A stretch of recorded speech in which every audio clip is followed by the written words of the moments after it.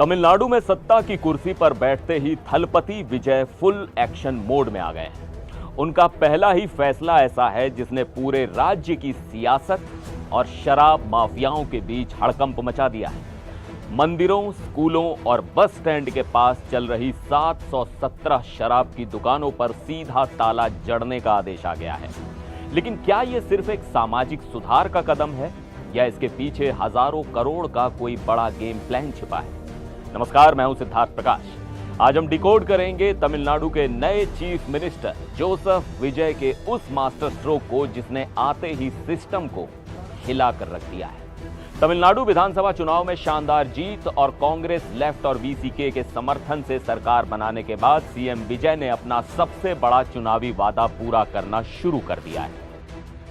विजय ने नशा मुक्त तमिलनाडु की गारंटी दी थी और अब सरकार ने आधिकारिक आदेश जारी कर दिया है। इसके तहत स्कूल, मंदिर या बस स्टैंड के 500 मीटर के दायरे में आने वाली 717 रिटेल शराब की दुकानों को 2 हफ्तों के अंदर बंद करना होगा। सरकारी आंकड़ों के मुताबिक टैसमैक यानी तमिलनाडु स्टेट मार्केटिंग कॉरपोरेशन राज्य में कुल 4,765 शराब की दुकानें चलाता है।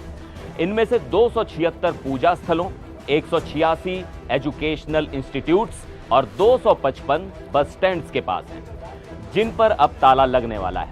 और ध्यान दीजिए, ये फैसला ऐसे सिस्टम पर लिया गया है जिससे तमिलनाडु सरकार को हर साल हजारों करोड़ रुपए की कमाई होती है।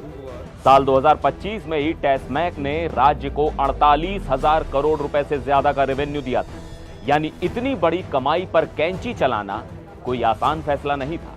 लेकिन विजय ने यह रिस्क लेकर एक बहुत बड़ा राजनीतिक और सामाजिक संदेश देने की कोशिश की है।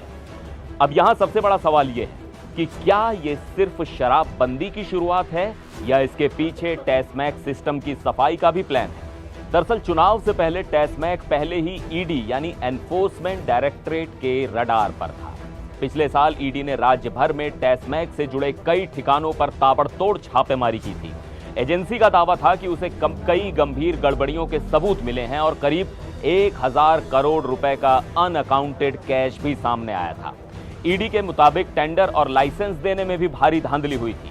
इतना ही नहीं, शराब की हर बोतल पर 10 से 30 रुपए तक का एक्स्ट्रा सरचार्ज वसूले जाने के आरोप भी लगे। जांच एजेंसी ने दावा किया था कि टैसमैक अधिकारियों की मिलीभगत से कुछ खास कंपनियों को फायदा पहुंचाया जा रहा था। इसके बाद तत्कालीन डीएमके सरकार और ईडी के बीच जबरदस्त टकराव देखने को मिला।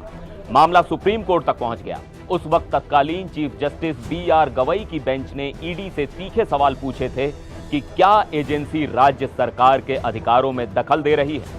अब डॉट्स कनेक्ट करिए। एक तरफ हजारों करोड़ के कथित घोटाले और ईडी की जांच, दूसरी तरफ विजय का सत्ता में आते ही 717 शराब दुकानों को बंद करने का फैसला। राजनीतिक विश्लेषकों का मानना है कि विजय इस फैसले के जरिए खुद को पिछली सरकार से अलग और क्लीन एडमिनिस्ट्रेशन वाले नेता के तौर पर स्थापित करना चाहते हैं। लेकिन क्या यह सिर्फ शुरुआत है? क्या आने वाले दिनों में तमिलनाडु में और बड़ी शराबबंदी देखने को मिलेगी? और क्या राज्य का खजाना इस आर्थिक झटके को झेल पाएगा? आपको क्या लगता है, ये मास्टर स्ट्रोक है या रिस्की दांव? कमेंट्स में अपनी राय जरूर बताइएगा। फिर मिलेंगे एक और वीडियो में। आप देखते रहिए एनडीटीवी इंडिया।